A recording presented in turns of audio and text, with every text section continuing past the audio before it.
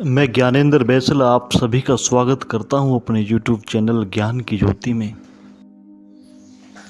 तो आज जो मैं एक कहानी सुनाऊंगा, कोल्हू का बैल। शायद सुनी भी हो आपने, लेकिन हो सकता है वो शब्द ना सुने हो जो आज अगर आप सुने तो कुछ सीखने को मिलेगा। एक दार्शनिक, या यूँ कहूँ कि एक महाविद्वान, या यूँ कहूँ कि एक तार्किक सुबह सुबह तेल खरीदने तेली की दुकान पर गया।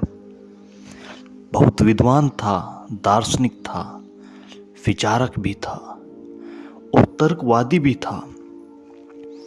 जब तक तेली ने तेल तोला, उसके मन में यह सवाल उठा, उस तेली के पीछे ही कोल्हू का बैल चल रहा है। तेल पेला जा रहा है, ना तो उसे कोई चलाने वाला, न कोई उसे हाँक रहा है।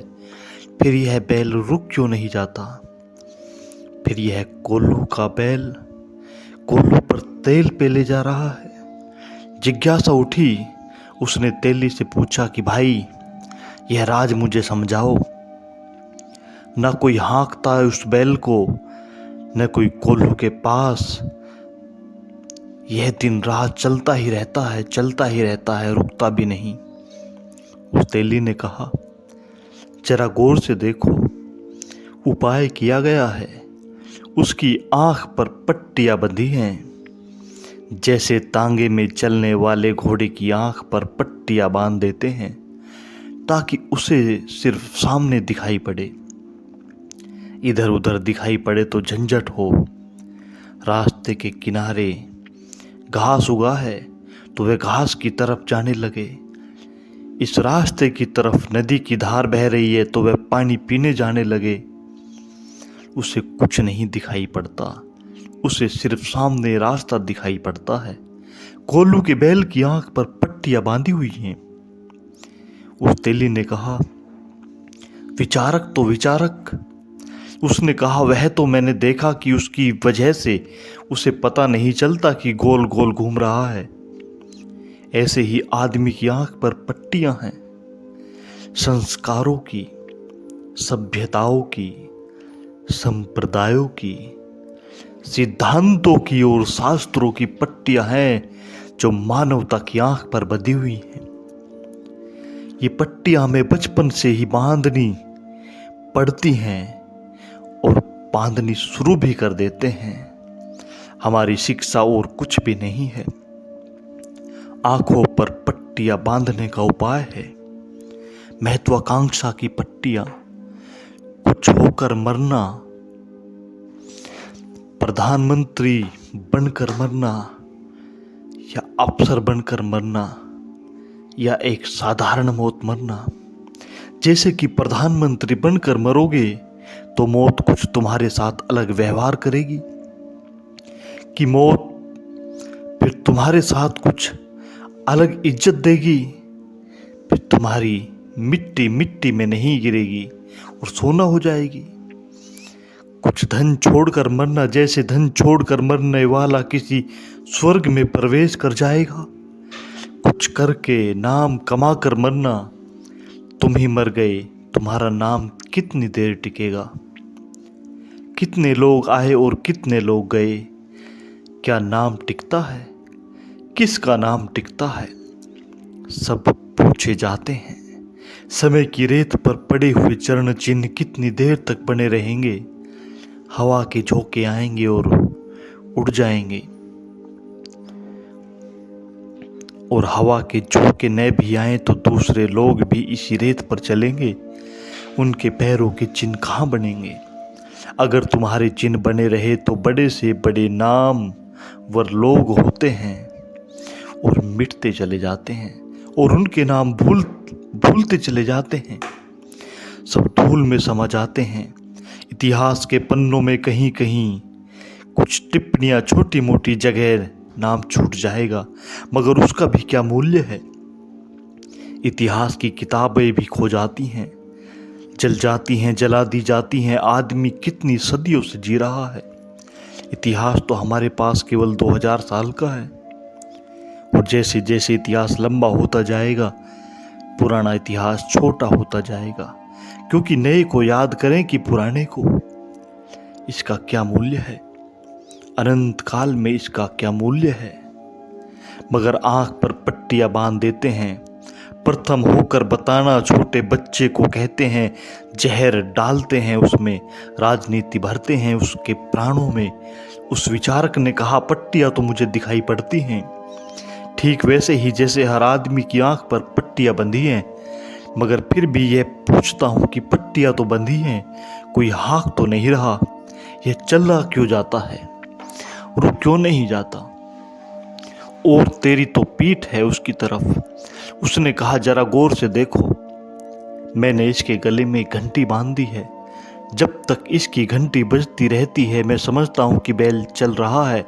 जैसे ही इसकी घंटी बजना रुकती है, उछल कर मैं जाता हूँ और इसको हाँक देता हूँ। इसको कभी पता नहीं चल पाता कि हाँकने वाला पीछे है कि नहीं। इधर घंटी रुकी और मैंने हाँका, यह कोड़ा देखते ही मैं इसके बगल में रखा है, यही बैठे बैठे फटकार देता हूँ तो यह चल पड़ता है।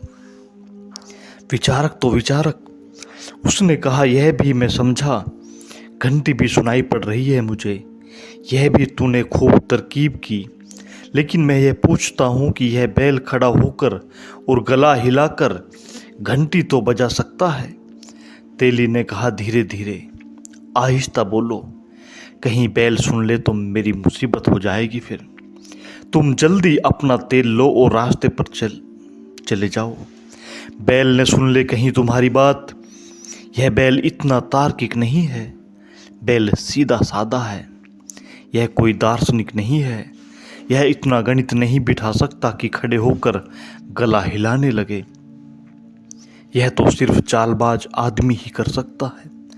साधारण आदमी तो कोल्लू का बैल है, चला जाता है, चलता रहता है, उसकी आंखों पर पट्टियां बंधी हैं, उसे ठीक ठीक दिखाई नहीं पड़ता कि गोल घेरे में चल रहा है। नहीं तो रुक जाए, तुम वही करते हो सुबह रोज, वही दोपहर, वही सांझ, वही रात को, जो तुम सदा करते रहे हो। तुम्हें कभी ख्याल में आया कि तुम एक वर्तुल में घूम रहे हो? वही क्रोध, वही काम, वही लोभ, वही मोह, वही अहंकार। तुम्हारे सुख, तुम्हारे दुख सब पुराने हैं, वही तो तुम कितनी बार कर चुके हो, और उन्हीं की तुम फिर मांग करते हो। फिर तुम गोल वर्तुल में घूम रहे हो और सोचते हो तुम्हारी जिंदगी यात्रा है। जरा एक वर्ष का अपना हिसाब तो लगाओ, जरा डायरी तो लिखनी शुरू करो कि मैं रोज रोज क्या करता हूँ, और 4-6 महीने में तुम खुद ही चकित हो जाओगे, यह जिंदगी तो कोल्लू के बैल की जिंदगी है। यह तो मैं रोज ही रोज करता हूँ, वही झगड़ा, वही फसाद, फिर वही दोस्ती, फिर वही दुश्मनी। तुम्हारे संबंध, तुम्हारा जीवन, तुम्हारे रंग ढंग सब वर्तुलकार हैं।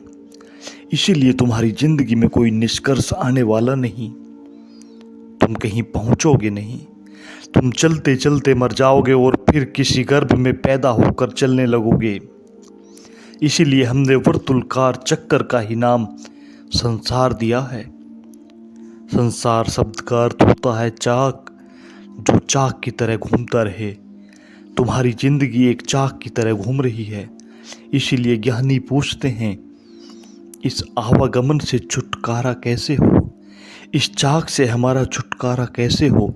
यह जो संसार का चक्र है जिसमें हम उलझ गए हैं, इसको हम कैसे छूटें। कठिनाई तो तब शुरू होती है जब तुम्हारी जिंदगी में थोड़ी सी झलक मिलती है राह की। आंख तुम्हारी थोड़ी सी खुलती है, तुम्हारी पट्टी थोड़ी सी सरकती है। आंख पर बंधी पट्टी, आंख पर बंधी तुम्हें थोड़ा होश आता है, क्योंकि तुम्हारे गले में भी घंटियां बंधी हैं और घंटियां बजती रहती हैं, और उन्हीं घंटियों के डर से हम रुक नहीं पाते। और रुकते हैं तो कुछ धर्म के व्यापारी लोग, धर्म को जिन्होंने व्यवसाय बना रखा है, वो पीछे से हाँकते रहते हैं, कोड़ा फटकारते रहते हैं। आज बस इन्हीं बातों के साथ मैं अपनी वाणी को विराम देता हूँ और आप सभी को इस कोल्लू के बैल की कहानी में क्या शिक्षा मिली कमेंट बॉक्स में ज़रूर लिखें। धन्यवाद।